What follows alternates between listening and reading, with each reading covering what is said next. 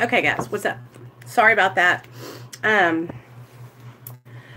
had to plug my phone in, so I couldn't talk to you guys unless I plugged my phone in. I'm telling you what, like, people who start YouTube channels and get, like, big cameras and, like, lighting and all that kind of stuff, that shit's expensive, you guys. So, and when you got kids and shit, and you're trying to work all these other things, you can't just drop $500-$600 on a camera, you know.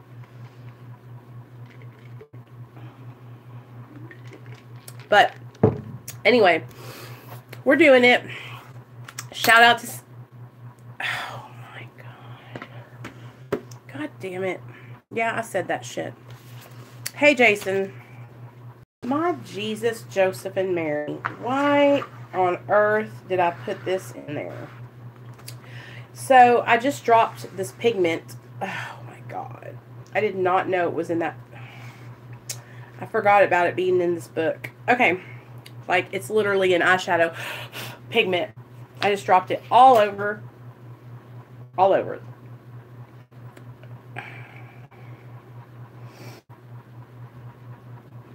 I mean, it's beautiful, but it doesn't stay together. Okay, anyway. I am just chilling, Jason, and I'm kind of bored. So I thought, let me go throw this away, and I'll be right back. Damn, it was really pretty, too. Okay.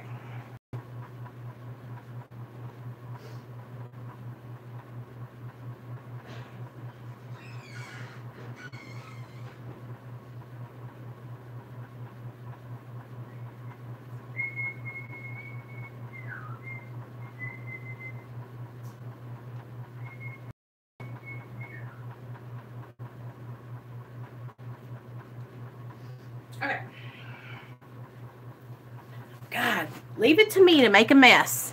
So anyway, we're doing it. I know I just did the laundry, and I'm gonna vacuum and I'm gonna dust. But I thought, let me come on and tell you guys that we're up to 900, you guys, and I just can't thank y'all enough for sharing my videos on Facebook and just all the things that you guys are doing to help build my channel. And I couldn't do it without you guys. Like, I want to explain to you guys, like, at the beginning when I first started my channel, I would share my videos on Facebook. I would share my videos on Twitter. I would share them everywhere, you guys. It was like small goings, you know what I mean? Very small. I was making very small progress. I wasn't seeing, like, my numbers going up at all. And listen, I know my videos aren't the best quality. I know that, you know, I don't have the cool thumbnails. But this is just how I am. You know, like, I don't know anything about making thumbnails or all that computer stuff.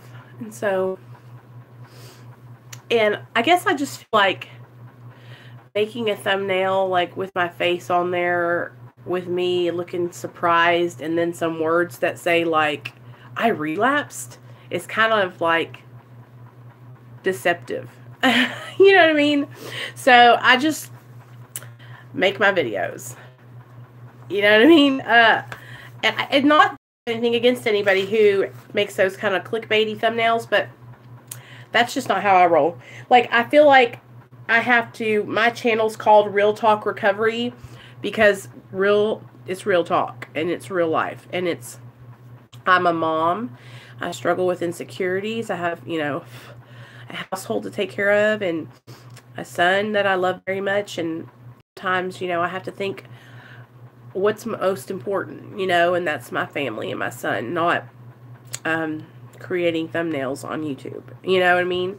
But to each their own. No, I'm not trying to throw shade, okay, Jason? I'm not trying to throw shade. So what I was thinking what we could do was, today is the 28th, right? I was going to read The Courage to Change to you, and then, yeah, so here we go. Newcomers are often surprised at the number of years longtime members have been attending.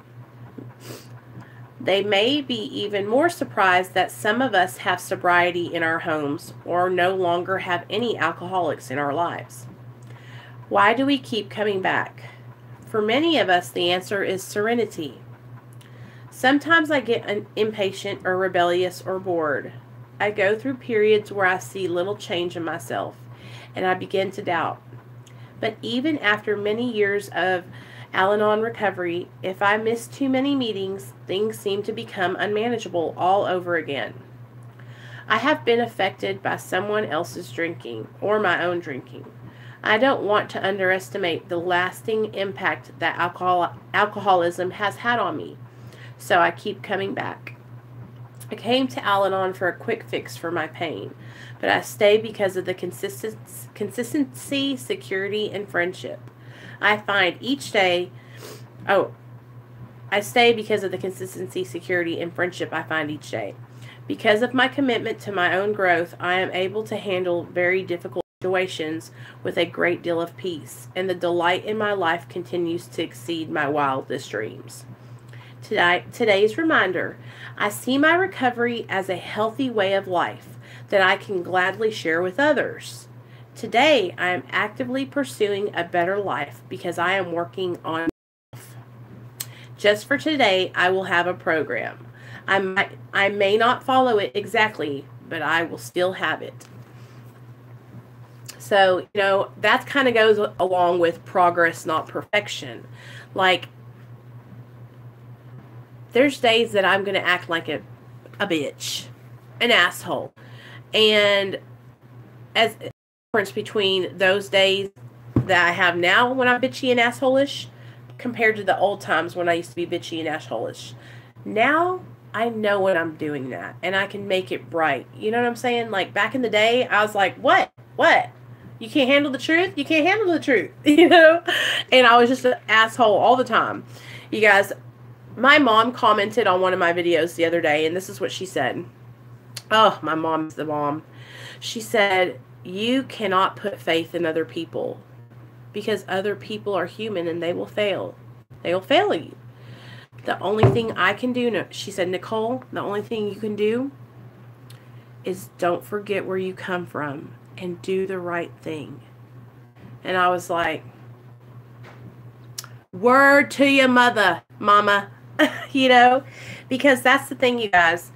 This is exactly what I was talking about, and this is my concerns with a lot of people that are in recovery, that are advocating for recovery, because I know, because I was once an addict who would follow those people and was like so excited to see their videos. And then what happened was, I'm going to explain to you guys why I left Facebook. So when I first went to Facebook recovery community, I was like so stoked that I had found people setting expectations. Yes, Zeke. Yes. And expectations are what? Resentments waiting to happen. So when I was on Facebook, you guys, 3.5 years ago, when I first started out in the recovery community, I found the recovery community and I was like, holy cow, this is awesome. A bunch of drug addicts who are sober, who are helping each other. I want to be part of this, right? So I dove in head first. I waited for a year because my sponsor wouldn't let me tell my story unless I had a year. And then after that year, I started telling my story and sharing it with other people, making videos, all kinds of stuff. I had groups. And then what happened was the curtain started being pulled back and the light started shining in my eyes. And I started realizing that the people that were advocating for recovery on Facebook, they weren't doing it for free. They weren't doing it like me because they just wanted to help other drug addicts. They were doing it because they were being paid to do it. They were in these Facebook groups because they were paid to market and grab people from those groups that needed help. Hence the term body broker. And then I started looking at anyone and with a side eye. Anyone that I see that starts trying to build a platform with recovery as the baseline, and then they cross over to that side where they're like trying to make a profit off of it, then I look at them like I look at them out the side of my head. You know what I'm saying? I'm like, what you doing over there? Because I've seen it so many times with other people who did the same thing, and maybe they started out with the best of intentions, but somewhere down the line those intentions shifted, and then money became the motive. And then what they start doing? Oh, you don't have insurance? Let me just pass you on to the next person. I can't help you. You're not a banger. And I would see that over and over and over again. And then I would also see guys. It's always guys, too. I've seen a couple of girls that come out and share their story. But, like, okay, Chandalyn, I watched her for a long time. She's a huge recovery advocate online. Addict Chick, really big recovery advocate online. But what they did was, Addict Chick got a job working for a place called Amethyst Recovery Center. So, she has her book and all that stuff. But that's the thing, like, that she's not involved in a 12-step fellowship. She doesn't do AA. She got sober through religion. She'll tell you right there, like, Jesus Christ saved her, right? I don't know if Chandalyn does 12 steps, but I think they're both amazing women. But there's not a lot of women that come into the recovery community that, like, try to take the lead, right? So I was seeing all these guys, like, come up and start taking lead. And then what happened was a couple of the guys, instead of, like, when a woman would contact them, instead of calling one of their girlfriends who's like that was sober in recovery, they would take the girl on themselves. And then there was this huge controversy online where this girl was accusing this guy of raping her. And basically this was her story. She woke up. She went to his house because he offered her to sleep on the couch until he could take her to rehab the next day, the rehab that he worked for. And she said she woke up with him on top of her.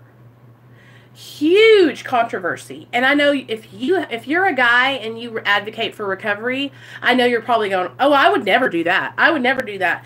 But here's the thing.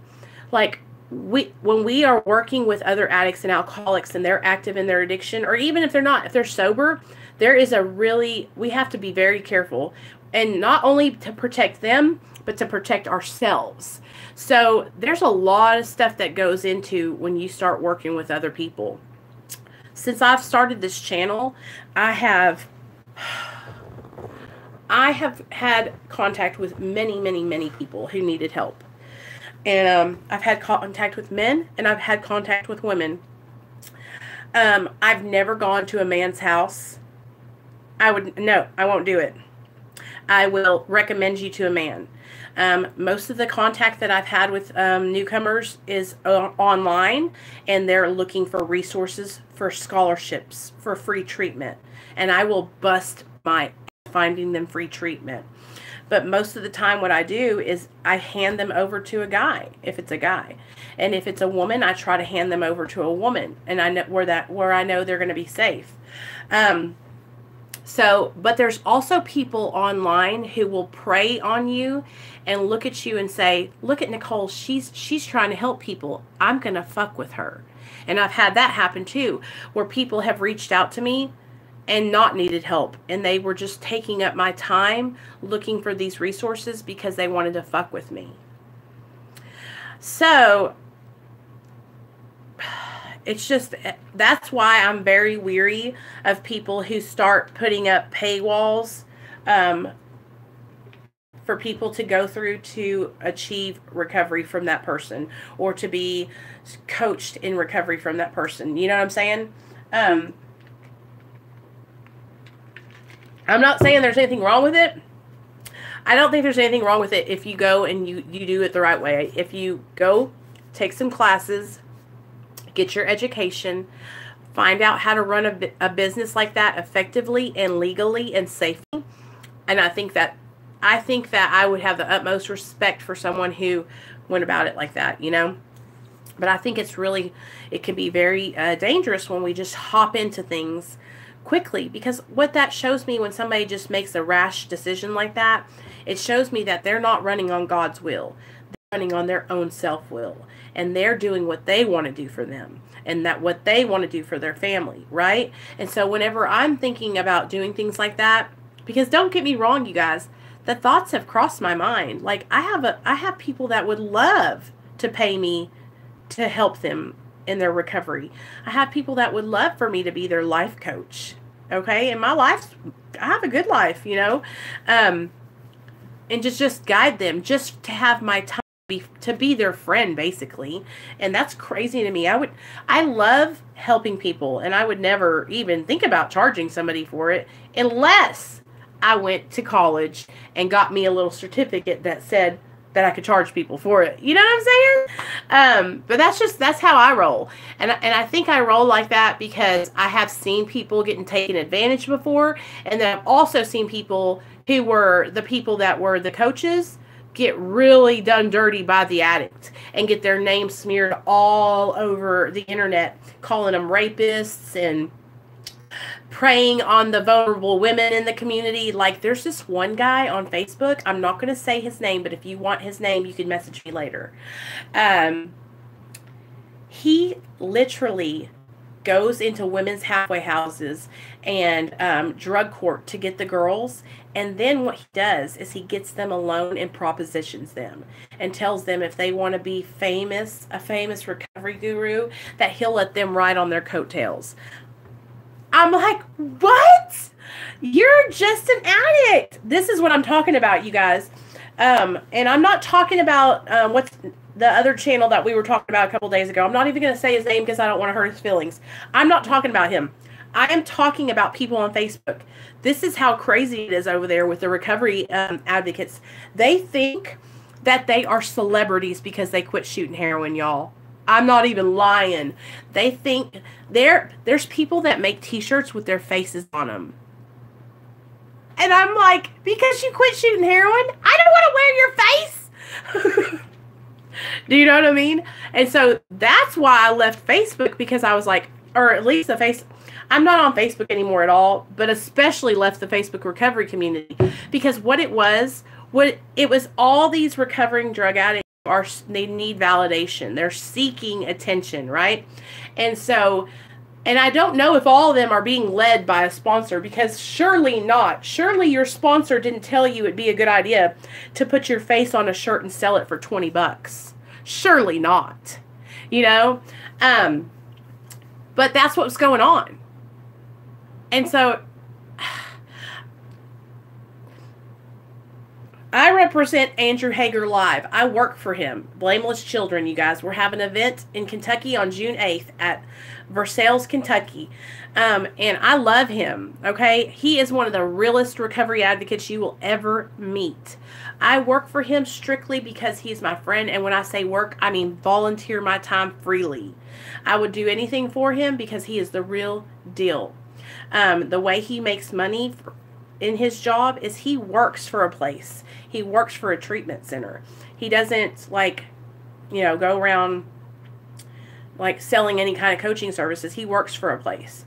And so I have a lot of respect for that. You know, like that would be something I would love to do in my future, was to be able to work hand in hand with a treatment center that I believed in, that I trusted, that I knew was good, that I did my research on. Because nowadays, you guys, recovery is a huge money-making scandal. Everybody is trying to make money in recovery, hand over fist.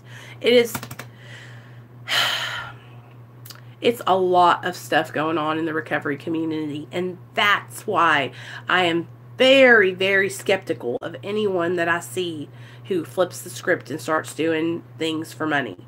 That's why I'm so hard on folks, because I don't want anybody to one, get themselves in trouble, or two, get their family hurt, or three, hurt the addict. Because I've just seen it so many times. I've seen it. I cannot tell you how many times I've watched people relapse. Like, they're like 2 months before they're about to relapse. There's selling t-shirts with their faces on them, doing live streams. Thousands of people are in their live streams, and they are like, we're saving lives. We're saving lives here. And they really think that they're saving some lives. It's not you that's saving any lives. That's the grace of God. Yeah, it's the grace of God that He gave you that message for you to be able to carry. Jeremy, I texted you the other day. How are you doing? What happened with your with everything? Did you get off? Are you off now? Tell me something. Tell me something good, man. Tell me something good, Jeremy. So that's why I'm always really careful, you guys, about like what I represent over here and I co-sign for, like as in recommend to you guys. That's just why I'm so serious about being careful about everything. I love my brothers and sisters in recovery. Like, I have so much love for them. I just want them to be careful, and I want them to think things through. And I feel like if there wasn't somebody like me here in the recovery community, that nobody would say anything, you know? And I know a lot of people have had concerns about, you know, other things and other people, and I just voiced the concerns of many, many people. So I hope you guys know that, like, my channel is not here to bash or hurt anyone. My channel is just here to help. That's all. And I have a way of confronting people that some people aren't comfortable with, but sometimes you just got to do it like that, because some people, they won't hear you if you don't ruffle them up a little bit, you know? I'm a tough love kind of chick. You know, I'm not for everybody. I've had tough love, and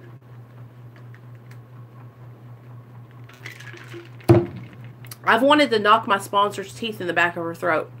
She's like 70, y'all. So that's how bad she pissed me off. But in the end of the day, I know she's right. And I know she's not going to point me in the wrong direction. I know she's not going to recommend me to do something, you know, out of character or crazy. Hey, Bama, how are you doing, girl? You guys, I'm just being real chill today. It's look at my little space bun. It's just I unprivated a bunch of videos, you guys. So for those of you who haven't watched all 459 of my videos, I unprivated a bunch. There's a lot of crazy ass story times. I got a lot of the story times in story time section. I've been doing live streams because I like talking to you guys, you know, and interacting with the people in the comments. And I hope you guys like that too. Because a lot of the times I'm at home, like I said, my son's sick. So we've just been kind of chilling around the house. I went grocery shopping yesterday and got a bunch of good groceries. I'm going to make fettuccine Alfredo tonight for dinner with some garlic bread for the boys. And hopefully Nate will eat a big plate of that because he needs to eat something. But I hope you guys are like liking what I'm doing here. I'm trying to get a little bit for everybody. I'm trying to do some live streams. I'm trying to do live streams once a day at 6 p.m. Like, this is just a bonus stream. And then I'm trying to do like just regular uploaded videos sometimes, you know. But I do the live streams in the evening, and like we talk about stuff. Like last night, for those of you that weren't there, it was a lot of girls. You guys, we got about 15 people, all girls. And I was talking about step 1, acceptance and surrender. And it was really, really good. I got so much out of hearing what the other girls have gone through and how they struggled with accepting that they're an addict, you know, because it's hard to say, you know what, I'm an addict and I can never use or drink again. I'm an addict and an alcoholic, you guys. Some people aren't alcoholics and they can drink and they never have consequences from it. Or they don't ever, like, get drunk and then relapse on drugs. Some people can do that, but I'm not one of them. I can't drink fucking kombucha. So let me tell you the story. Jason, this goes out to you, baby. About 2 years ago, me and my little boy went to Kroger to go shopping, and we were getting some groceries, and I was, you know, just walking through the aisles, and I had heard some of these yoga, lifestyle, fitness, beauty gurus here on YouTube talking about kombucha and how much it gave you energy. And I was like, oh shit, I need to get me some of that. So I went to the grocery store and I grabbed me a bottle of kombucha and I popped it open while we were shopping. Took a swig of it. I took a swig of it, and that drink went warm all the way down my throat. And I said, this feels like vodka. I took another swig of it. Warm all the way down to my stomach. I looked at Nate. I said, this kombucha has alcohol in it. And he goes, let me see it, Mom. I was like, no. I took it straight to the register. I said, I can't have this. I'm a recovering alcoholic. I just relapsed. And the man took it. He goes, don't worry. You don't have to pay for it. And I called my sponsor, crying, you guys. I was like, I just drank kombucha. And did I relapse? And she's like, no, girl, you didn't relapse. But you better stay away from that kombucha. So ever since then, when we go into Kroger and we go to like the tea aisle to get the drinks, my Nate goes, Mom, you're not getting kombucha, are you? Every single time. You're not going to get kombucha, are you, Mom? No, baby, we're not getting kombucha. True story. I really was tripping, you guys, because I was like, oh my God, what was I thinking? Because I felt the alcohol the minute it hit my system. It gave me the like willies, you know what I mean?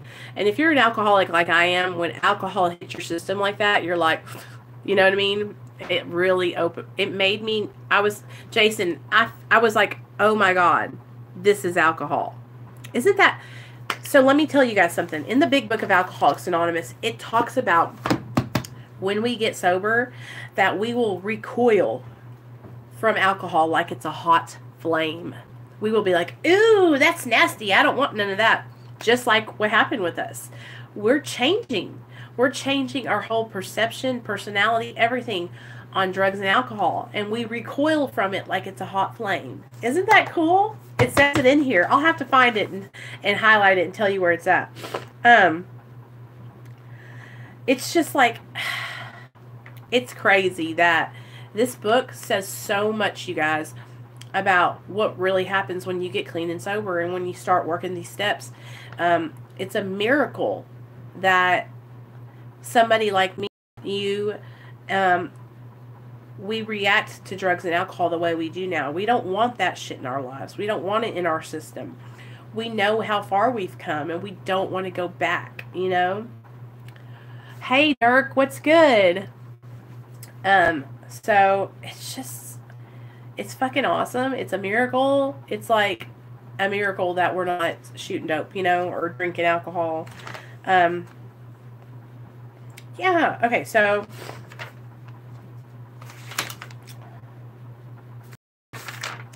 you read the doctor's opinion already, Jason. Right now, I'm going to write down these questions and I'm going to mail them to you, email them to you, or text message to you.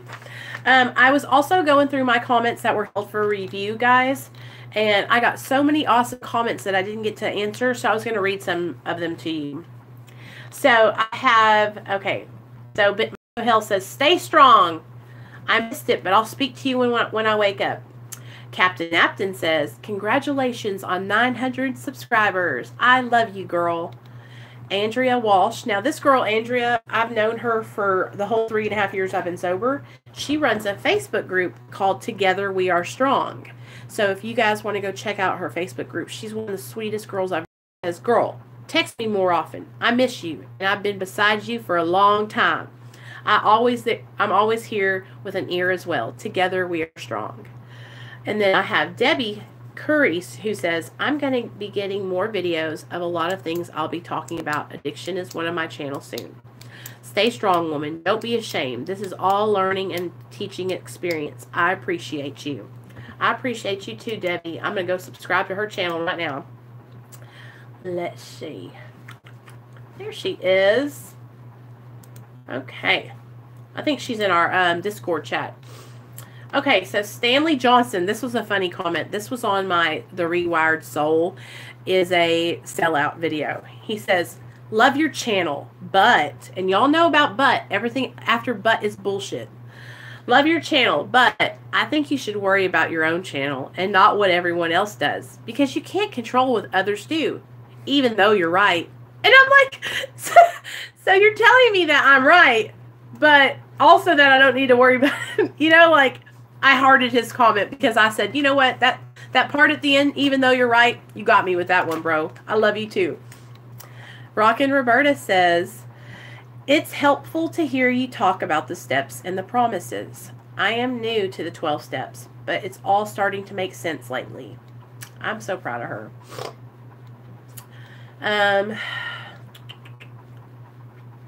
Cindy Moore. Shout out to Cindy, you guys. Cindy has been going and sharing my videos over on Facebook, and I'm just so grateful for that, because I seriously think because of her sharing my videos that a lot of people have been coming over to my channel.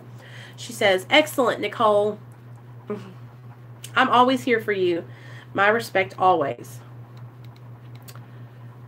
Okay, Sam says, I don't hardly catch your lives with different time zones, but always like to catch up. I like your channel, Nicole, because you keep it real. Wow, you're nearly at 1,000 subscribers. I think you was only at 500 when I subbed, and that wasn't too long ago. Well done. Ah, yay, Sam.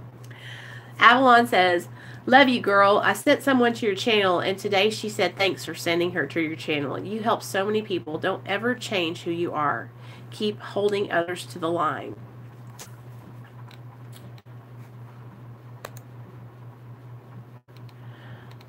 Okay, so I have this is a new girl, Jamie Grimes. She says, I've been on Suboxone for 4 years. Going to start tapering with Kratom soon. My husband is someone who doesn't understand addiction and totally disagrees with my Suboxone use. To me, it saved my life. Oh, I feel for her, because I can't imagine, like, Neil not supporting me. You know what I mean?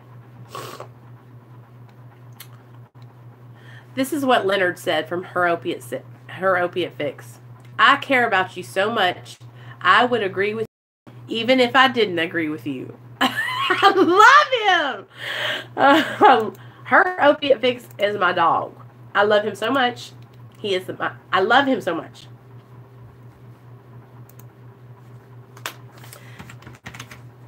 Oh, I'm sending him a picture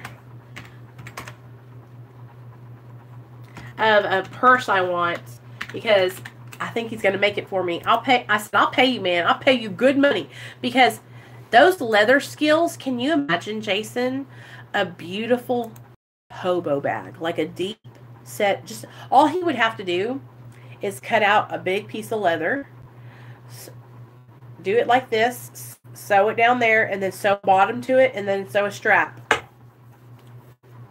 I'd wear that shit everywhere. I love leather bags. I have one just like that, what I'm talking about, and I'm going to take a picture of it and tell them this is the style I want, because I love having that deep set bag that I can keep everything in.